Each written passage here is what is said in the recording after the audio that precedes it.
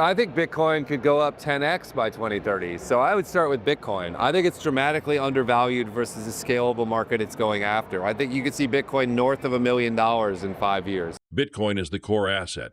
Bitcoin remains the foundation. Hougan suggests it could increase 10x by 2030.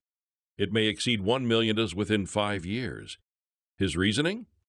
Bitcoin is still undervalued relative to its potential as a global store of value. Hougan separates the market into two timelines. Short term, Bitcoin likely trades within a range, e.g. 60K or 80K. Market may remain choppy. External events could cause temporary volatility. Strong upward trajectory, driven by institutional inflows, increasing adoption across finance. And his advice, stay net long and bullish if you have a long-term horizon. Please take a little time to like this video, subscribe to the channel, and turn on post notifications for more videos like this. Everything you do helps with the YouTube algorithm and immensely contributes to the channel's growth. Thanks and enjoy the video. Where you're going to melt up? I mean, there's always a scenario where that's possible. I don't think that's my probable outcome. I think this is a long, slow grind kind of bull market where we move up steadily. But it is the case that there's a relatively low amount of supply on exchange. So you have to wonder where the supply is coming from. And there is just strong capital. The thing about institutional capital is it's not quite like retail capital. It comes in slowly and steadily and builds over time. And that's why I think probably the most probable scenario is less volatility and a strong march up. But make no mistake, I think billions of dollars are coming in through ETFs on a monthly basis through the end of the year. I think it'll be really significant. It's not what we've seen. So I'll tell you the Bitwise experience. We had essentially no outflows in 2018. We had no outflows in 2022. Most of the ETF money that came in is still there, even though the market is off 50%. The reason institutional capital is diamond hands at this point is that if you're an institution, you're allocating to Bitcoin, you're still on the outlier. So you're not gonna allocate if you're 51% confident. You're gonna wait till you're 80 or 90% confident. Every piece of data suggests that it's some of the strongest holders of crypto that exist. So I don't think we're gonna see sentiment turn on its head. Even if the Clarity Act passes, I think there'll be a wobble in the market. But the institutional bid is still coming. They know that crypto is volatile. They're orienting around adding to it. I think it's gonna come almost regardless. There's no altcoin season ever again that includes all coins going up. I think those eras are over. There is idiosyncratic altcoins that will do exceptionally well. You've already seen that. Hyperliquid, which is a well-designed altcoin with good tokenomics, has been doing extraordinarily well. I think what you'll see in the next year or two are select assets that are focused on DeFi, high-quality layer ones, things playing into stablecoins and tokenization will do extraordinarily well. And then many other quote-unquote altcoins will make their slow march to zero, which is what they deserve. So not an altcoin season, but an altcoin differentiated period where some do very well and some do very poorly. Look, I think Bitcoin could go up 10x by 2030. So I would start with Bitcoin. I think it's dramatically undervalued versus the scalable market it's going after. I think you could see Bitcoin north of $1 million in 5 years. So maybe start with Bitcoin. If you're looking for an asset that's like dramatically undervalued that could re-rate north but faces a lot of risk, I would look at some of the OG DeFi protocols. Even something like Aave, which is facing some really significant risk right now, but is an enormously important DeFi application. It has the same market cap as Papa John's Pizza.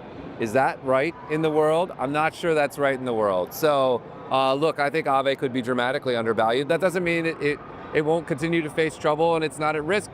High risk, high reward. But if you're looking for something that could 5x or 10x quickly, I think some of those OG DeFi apps fit that bill. Just think it's a phenomenal service. Have you used it? It's like magic, right? It's actually like a magical experience to use it. So look, it faces existential challenge. It has some issues with its tokenomics that it's working for. If it were perfect, it would be already valued at 10 or $15 billion. The thing that's interesting about it to me, it's a really important financial primitive that's valued at $1.5 billion. That's not much, right? So if it can fix the tokenomics, if it can get over this challenging period that it's in, if it can build more resilient system, I think you could re-rate that up pretty substantially. Well, I think there are two ways. So if you're a long-term investor, just be net long bullish, because I think we're going to end the year significantly higher than we are today. From a short-term perspective, I think what we said at the beginning of the year is still true, which is we're stuck in this channel between 60 and 80K. Until we break out of that, I would expect that to continue. But for most people, look, a year from now, we're going to be much higher. We have major institutions coming into the space, huge institutional flows. I'm pretty long-term bullish. One of Hougan's most striking observations comes from real-world experience. At a conference of financial advisors, many in their 50s, he asked how many personally owned crypto. He expected maybe 20 to 30%. Instead, nearly everyone in the room raised their hand. That's a powerful signal. It shows crypto is no longer fringe, it's becoming normalized in traditional finance, adoption is deeper than many realize, and when advisors own crypto personally, they're far more likely to recommend it to clients. Incredible thing. I was just at a normal advisor conference, right? Nothing related to crypto. There were about 170 financial advisors in the room. The start of my talk, I asked them how many of them personally held Bitcoin or crypto in their own portfolios. I thought it'd be like 20, maybe 30. It was 150 people, almost everyone. It shows you how much we've normalized crypto, right? You have Morgan Stanley launching a Bitcoin ETF. You have Goldman Sachs launching a Bitcoin ETF. You have Charles Schwab saying 2 to 7% crypto. And then I'm boots on the ground, a room of 55-year-old financial advisors, they all own crypto. I think it tells you where this industry is going. It made me extraordinarily bullish for the next few years to come. Look, I'm really bullish on a number of the layer one blockchains focused on stablecoins and tokenization. So I think things like Solana are very well positioned. I think things like Avalanche are very well positioned. It's not an ETF format now, but I think most DeFi protocols are dramatically undervalued and will be re-rated this year once we get through the Aave mess and we start making some improvements on tokenomics. So I'm broadly bullish, but in ETF land, I would say Solana looks relatively cheap right now. I would say Avalanche looks relatively cheap right now. I think the reality of the layer one space, the programmable layer one space, it's likely to be an oligopoly of a number of high performant, high quality chains, maybe 3, 4, 5. Ethereum is the clear leader. I'm very bullish on Ethereum. Solana is one of those competitors, right? You look at Solana, you look at Avalanche, you might look at Canton. Those are among the viable competitors. And I think relative to its market cap, it looks pretty cheap, right? Its market share is larger than its market cap. That's often a good comparison to make. Makes me bullish. Look, if you look at the relative performance of coins recently, you've seen Bitcoin and Ethereum outperforming in part because you have both institutional ETF flows from major platforms and you have corporate treasury buying. Solana hasn't benefited from the corporate treasury buying, and it's early to the institutional flows because those start with Bitcoin and ETH. But I suspect that they are coming. So where could it, it'll certainly be, not certainly, there are no guarantees. I think it'll get into the triple digits. I think it'll rally back. I think it'll be outperformant for the end of the year. Yeah, look, we're absolutely pretty selective, right? We just launched a Chainlink ETF. I think that's an absolutely fascinating area of the market. We just launched an Avalanche ETF. I think that has one of the more legitimate shots, differentiated architecture on how to build a layer one. We file for a lot of ETFs to give ourselves optionality, but we launch ones where we think the protocol has a meaningful chance of real success in the world. Look, I think the funds that we have out there are pretty interesting in that regard, and there'll be some more to come for sure. It doesn't guarantee that there will be a success. And I would say even of the ones we're filing, we're not guaranteeing that those will be a success. We're just saying that they're interesting projects with a meaningful shot of capturing real value in the future. It may go their way or it may not go their way.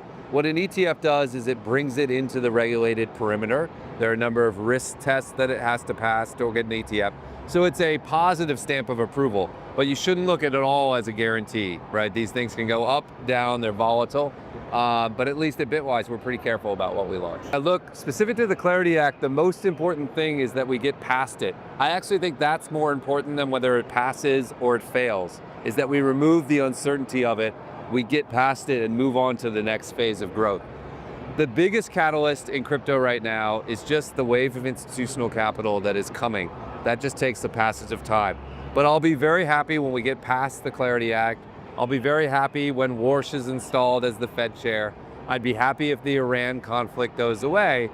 But even if none of those things happen quickly, I think the second half of the year is shaping up extraordinarily well. There's just too much institutional capital that wants to come into this market to keep it down. So look, I think we're going to get there regardless. Hougan also discusses regulatory developments, particularly the Clarity Act.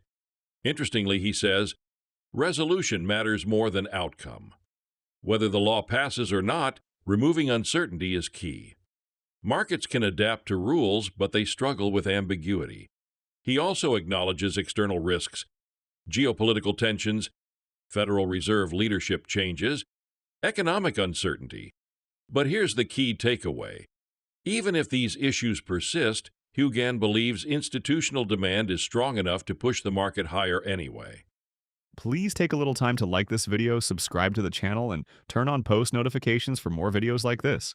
Everything you do helps with the YouTube algorithm and immensely contributes to the channel's growth. Thanks and enjoy the video.